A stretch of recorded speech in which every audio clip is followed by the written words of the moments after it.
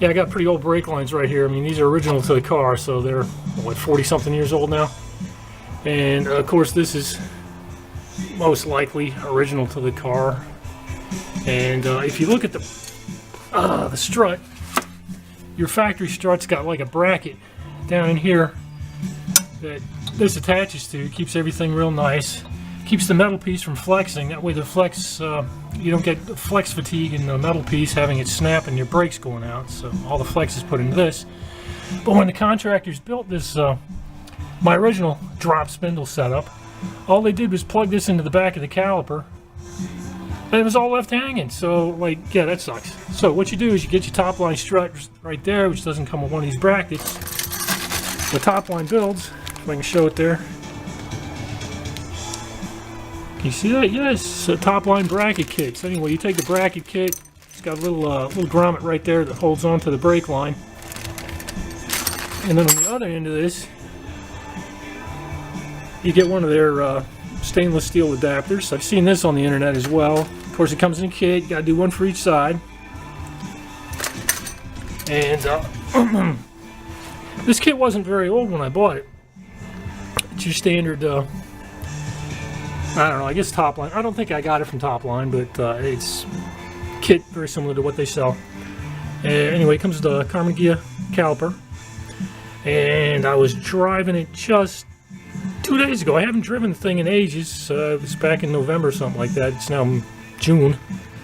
And this particular brake drum, I was like, well, I got something sticking over here. But certainly it's not my bearings. I mean, that turns just fine. Turns out it was, I believe, this piston. This one piston is stuck. And it doesn't want to work. But anyway, you got to take it apart in order to do the brake lines. So I've got my clamps. I got 2 clamps on it. In order to crack it loose, it took 2 clamps. But I believe it is loosening up at the moment, so I can probably clank on it a little bit more.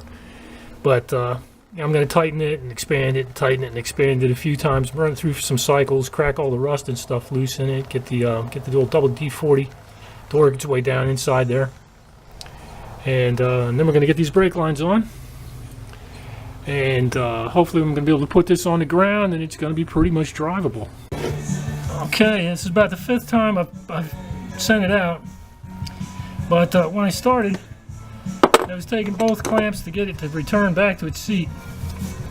So anyway, after 5 times now, I'm pretty sure I'll be able to just zip, zip, zip, zip, zip, and it'll compress.